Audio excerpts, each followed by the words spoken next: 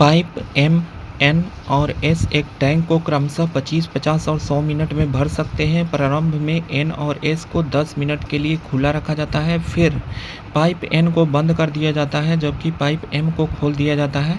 Tank से अति प्रवाह होने से 15 मिनट पहले पाइप एस को बंद कर दिया जाता है। यदि तीनों पाइप इस पैटर्न में कार्य करें तो टैंक को भरने में कितना समय मिनट में लगेगा हमें ज्ञात करना है।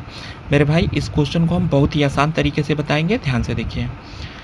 यहाँ पर लिखा हुआ है कि 3 पाइप है एम, एन और एस, और एम जो है वो 25 मिनट में, एन 50 मिनट में और एस 100 मिनट में भर सकता है टैंक को। तो अगर हम इन तीनों का एलसीएम लेंगे जो आएगा 100, तो अगर हम 25 से काटेंगे तो 25 चौका 100, अगर 50 से काटेंगे तो 50 दूनी 100, और अगर 100 से काटेंगे तो एक बार में।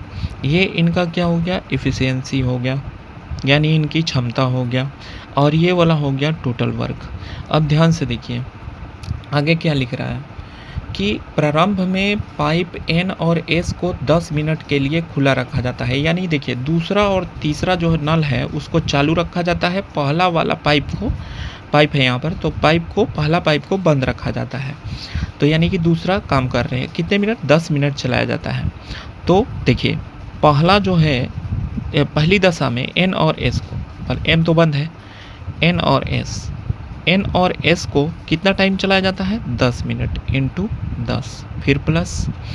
देखिए उसके आगे का अगर ध्यान देंगे तो उसके आगे 10 मिनट के आगे कहीं समय का कोई बात नहीं किया हुआ है, तो हम मान लेते हैं कि आगे का टोटल जो समय है वो टी लगेगा। ठीक है, आगे का टोटल समय को हम टी मान लेते हैं। और आगे पढ़ के देखिए क्या लिख रहा है, कहता है कि 10 मिनट तक खुला रखा जाता है, फिर पाइप एन को बंद कर दिया जाता है। अभी पहली बार में एम बंद था, अब की बार एन को बंद कर दिया जाता है। तो एन को बंद कर दिया गया तो अब कौन चालू रहेगा, एम और एस, क्योंकि यहाँ पर देखिए कहा है कि एम को खोल दिया जाता है, इसका मतलब कि अब काम करेंगे एम और एस, और एम और एस काम करेंगे, लेकिन कितने टाइम तक ये तो नहीं पता था। मैंने बोला कि आगे के टोटल समय को हम टी मान लेते हैं, लेकिन यहाँ पर लिखा है कि 15 मिनट पहले पाइप एस को बंद कर दिया जाता है। तो 15 मिनट पहले अगर एस को बंद किया गया है, इस एस को बंद किया गया है, तो इससे हमें पता चलता है कि एम और एस अभी इस दूसरे स्टेप में 15 मिनट कम तक चले हैं। तो यानी कि t-15 तक ये चले हैं दोनों। और उसके बाद क्योंकि बताया गया है कि एस को 15 मिनट पहले बंद कर दिया जाता है, तो अब कौन बचा, सिर्फ एम बचा। तो अब एम कितने टाइम चलेगा, एम चल जाएगा बाकी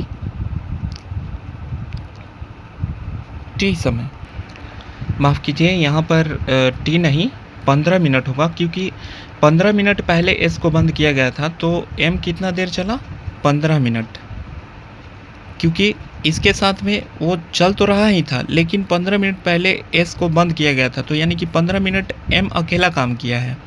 तो इंटू 15 और बराबर ये टोटल कितने काम ख़त्म किए, टोटल 100, क्योंकि टोटल वर्क तो 100 ही है। अब यहाँ पर ये ध्यान देना है कि एन और एस को ध्यान दिया जाए तो 2 और 1 ये कितना काम करते हैं, 2 और 1 3 प्रति मिनट में। ठीक है, तो यहाँ पर हो जाएगा 3 गुना 10 और प्लस ये कितना हो रहा है कि m और s को अगर ध्यान दिया जाए तो m और s 4 और 1 5, तो इनका वैल्यू दोनों का एक साथ रख दिए 5, और इंटू t माइनस यहाँ पर 15, और प्लस m का अगर लिया जाए इफ़िशियंसी तो m का कितना है यहाँ पर 4 है, 4 और इंटू यहाँ पर 15 बराबर में है 100 टोटल वर्क। इसके बाद अगर हम लोग इसको करेंगे 10 या 30 प्लस ये करेंगे 5 गुना टी 5t माइनस 15 5 75 और ये प्लस 15 चौके 60 बराबर में हो गए 100। तो इसका मतलब हो जाएगा कि 5t और यहाँ पर उसके बाद क्या हो जाएगा 60 और 30 90 90 माइनस 75 यहाँ 15 हो गया, तो प्लस में 15 और बराबर में इधर 100 है, तो 15 जाके उधर घट जाएगा तो कितना हो जाएगा 85, और इधर हो गया 5t बराबर तो 85, तो 17 5 85 कट जाएगा, t बराबर आ गया 17। इसका मतलब कि देखिए शुरू में तो यहाँ 10 मिनट चला हुआ था, शुरू में ये चला था 10 मिनट, और बाकी का समय उधर यहाँ से उधर का मान लिया था कि बाकी समय t यानी कि ये 17, तो टोटल कितने हो गए 17 10 27 मिनट, यानी कि हम लोग का ऑप्शन ए उत्तर हो जाता है।